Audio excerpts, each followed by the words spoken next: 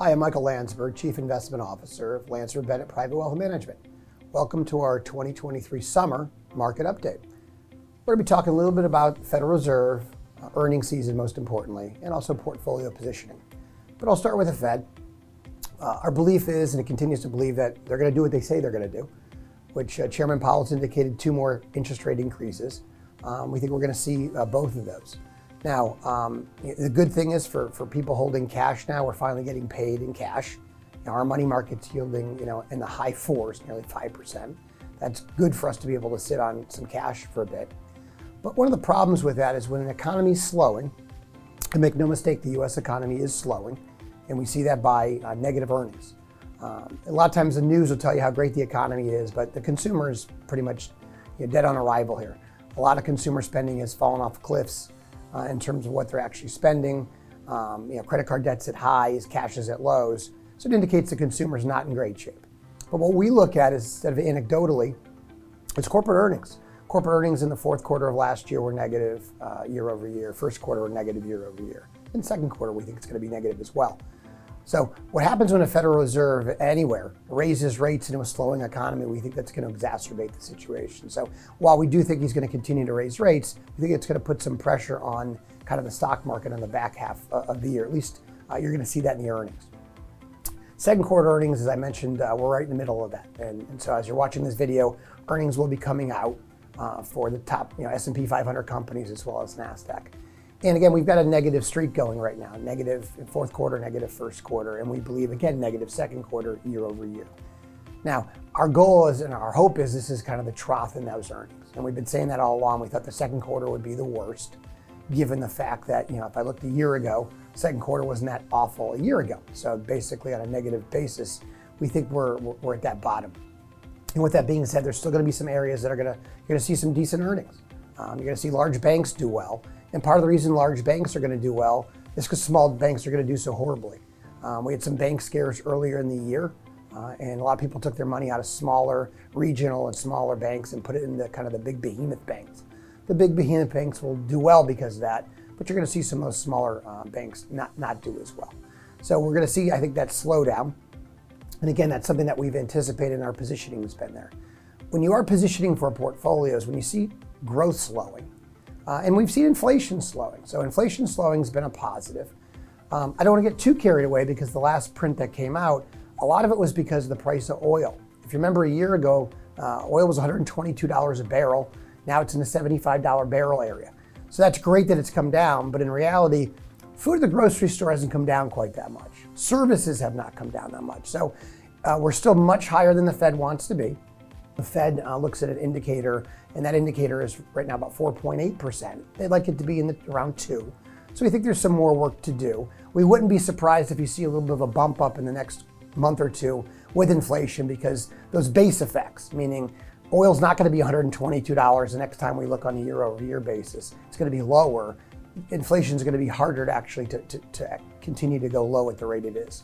So we think it is slowing. That's a good thing. But also part of the reason it's slowing is demand is slowing. You're seeing economies slow down. You're seeing large companies continue to lay off. If things were so great, they wouldn't continue to lay off. So we're cautiously optimistic. There are some sectors that we continue to like. We think healthcare is a good spot for us to be. And we're looking internationally. What's happening is, I mentioned in the US, is the economy is slowing and they're raising rates. It's a tough backdrop to make some money. And again, if we took artificial intelligence out of the equation, you'll see the broad stock markets haven't made any money this year. There's about 7 stocks, and you know which ones they are, that have driven basically the returns for the stock market. Probably 90%, 95% of the returns this year are from those 7 stocks. And the issue is, it's not that we're anti-artificial intelligence, but we don't know how they're going to make any money from it. So it's a good idea. I think it's going to be pretty cool. But in reality, stocks that have grown $700-800 billion haven't gotten a penny yet in earnings. We think it's a little bit frothy at this point. And that's part of the reason that we rebalance. A lot of times people ask us, well, how come you rebalance twice in a year? If you remember what a rebalance is, if a stock is a 3% position and then it goes to 4%, what we do is we trim it, bring it back to 3, and maybe add it to something else along the ways. In essence, what it's doing is trimming high and adding to something low. So a great example of how this works is in 2022, the worst sector you could have owned was technology. The good news is we were underweight technology last year, but tech, a lot of those big names got crunched last year. So in January, when we did our rebalance basically says, hey, we're going to add to the stuff that's done poorly and trim from the stuff that's done really well. So we added to technology in January, took from some of the things that did better last year. Well, in July, basically what we did was we did the opposite. We trimmed what had done well, which in this case was technology, and we added to some of the other sectors that hadn't done as well. So the idea here is you're adding low and you're trimming high. Doesn't mean we're completely getting in and out of the positions, but the idea is when something goes from 3% to 6% in your portfolio, you should take it back down. Because at some point it's going to have a quarter or a semi-annual or an annual underperformance. And that's what we had in tech last year. In 2022, tech was miserable. Some of the biggest names on the planet were down 50%. It made sense for them to go up 30, 40, 50% this year. And that's what they've done. So we've trimmed that exposure back to where it was realistically. Broadly when we look, again, the US is in an environment where there is a slowing. Again, there's pockets that we do like. Again, I mentioned healthcare. We think it's going to continue to be a good section. We like in the defense sector as well. But if I look overseas, I see countries that are in different areas. So for example, I see a country that's in a different spectrum, might be a Japan, where their economy is growing, GDP is growing. Parts of Latin America, GDP is growing, where the United States is basically not growing. So again, some of our satellite positions, we wanted to add some of those. Internationally, you'll see a change for us. We don't like Europe. We've been adding more money to some of the areas that are growing, like in Japan. One of the areas we continue to not like is China. We think China is actually having a big slowdown. Year over year, their consumer basically has really gone nowhere. I think it was a 12% number, now down to 3%. Those are the slowdowns that we want to avoid. And in fact, in some of the portfolios, we actually have some funds that bet against China, meaning that we expect it to go down. That's one of the ways that we lower risk in portfolios, is while we can have money that will profit when things go up, we actually can have funds that can profit when things go down. That basically is lowering your risk in the portfolio. We do that because it smooths the ride out. And we saw that in 2022. Even though the market was quite bouncy, your portfolios weren't as bouncy. Now, what does that mean? It just means our shock absorbers were a little bit better. It means we gave up some of the upside, so when we had some good months, we didn't make as much. But more importantly is when the market was down, double digits as it was in September, we were down nowhere near that. We were down a fraction of that. And again, we've slowly taken those off. We feel as though we need less shock absorbers now in the portfolio than we did, let's say, 8-9 months ago. But there still is a need, given the fact that a lot of market participants do not think the Fed's going to continue to raise rates. We just do. I kind of believe Chairman Powell. He's a student of history. If he says he's going to raise rates, I believe he's going to raise rates. There's an old adage that people have been using: don't fight the Fed. The irony is, everybody you see on Wall Street's fighting the Fed. They're like, well, he's not going to raise rates. He's not going to raise rates. Well, if you believe him that he's going to lower rates when he told you 5 years ago that he was going to lower rates and you didn't want to fight the Fed, why are you going to fight him when he's going up? And so when rates are going up, you want to be more defensively positioned, which is where we were and where we continue to be. Again, a little bit less than we were a year ago. Also look for the things that do well in that scenario. Gold's one of our larger holdings. And why does gold do well? Gold does well when growth is slowing and when inflation is slowing. It's exactly where we are in the United States. So we want to continue to own gold. In fact, I said it's one of our largest positions in the portfolio, and it will be one of our larger positions until it's not. Till we come to an environment where we have a trough in the economy, the data gets better, and we start to grow again. Gold doesn't do well when the economy is growing. So if you look at kind of the last few years, why we don't own gold all the time, 2020 during COVID, the market, and stocks fell off of a cliff because earnings were really hurt. Gold did really well in that environment.